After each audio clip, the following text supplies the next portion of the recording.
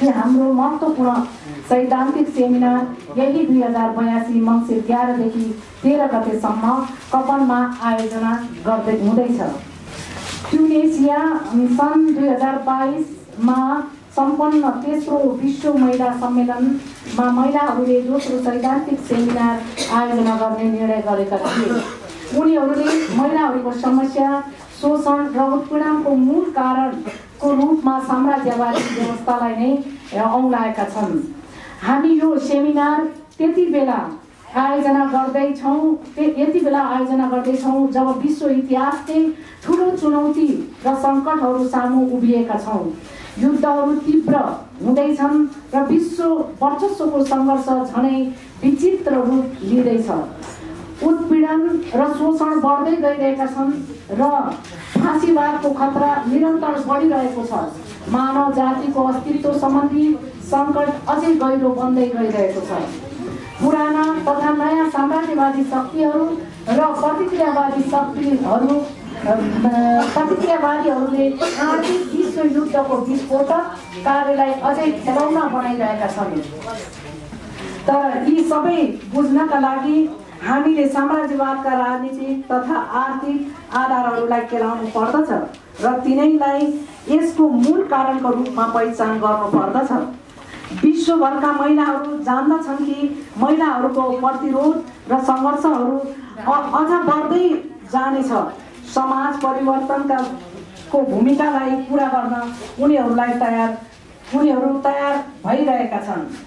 हाम्रो मुक्तिको कठोर शत्रु नाफाको अतिरिक्त लोभ, दोहोरो शोषण, जातिवाद, लैङ्गिक विभेद, उत्तर आधुनिकतावाद, अवसरवाद र कम्युनिस्ट विरोधी भावना, यी सबैका विरुद्ध महिलाहरू अघि बढिरहेका छन्।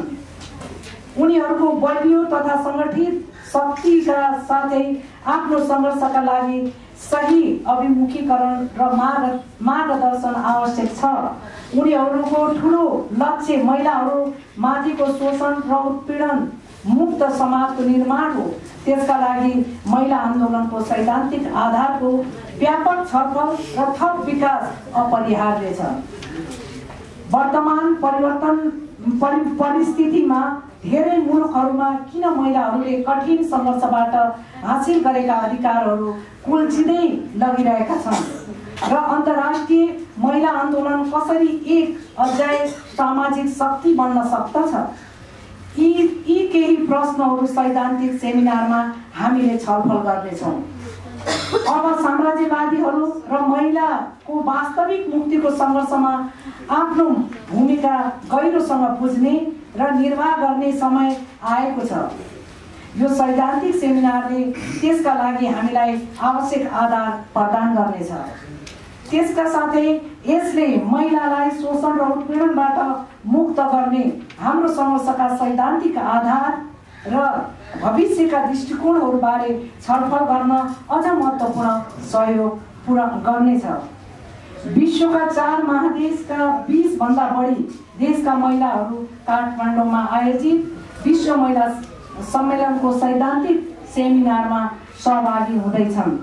यस सेमिनारलाई भव्य रूपमा सफल बनाउन हामी सबै नेपाली जनतासित हार्दिक अपील गर्दछौँ। धन्यवाद।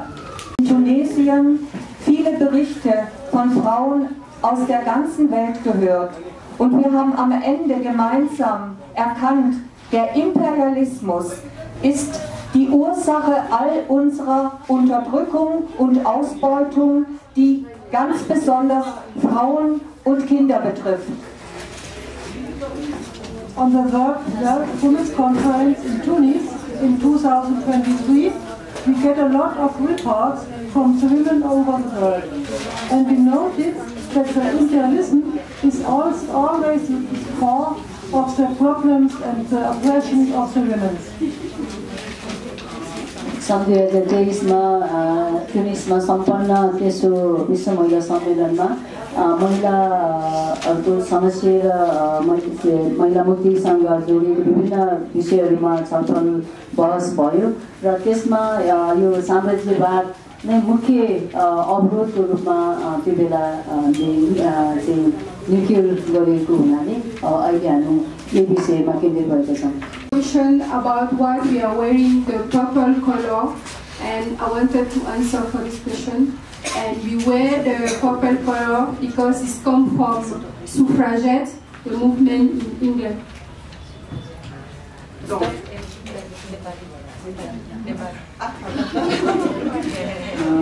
नमस्कार अभिवादन हामी यहाँको स्वागत गर्न चाहन्छौँ तपाईहरुको यो पर्पल कलरको स्कार्फको बारेमा जिज्ञासा राख्नु भएको हामी यस्तो प्रश्न गरिरहेका छौँ र यो चाहिँ एउटा संगठनको नाम लिनुभयो र जुन आन्दोलन एउटा चाहिँ इङ्ल्यान्डबाट सुरु भएको त्यो आन्दोलनको एउटा प्रतीक हो यो आन्दोलन चाहिँ समानता आत्मसम्मान र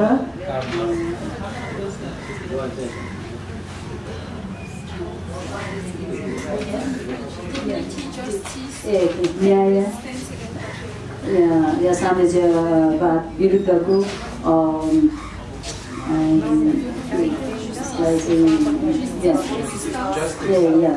साम्राज्यवाद विरुद्धको हाम्रो आन्दोलन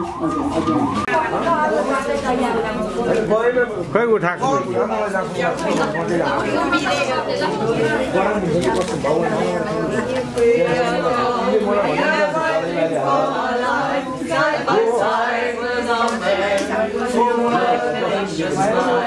United by the struggle, united by the past, and it's here we go,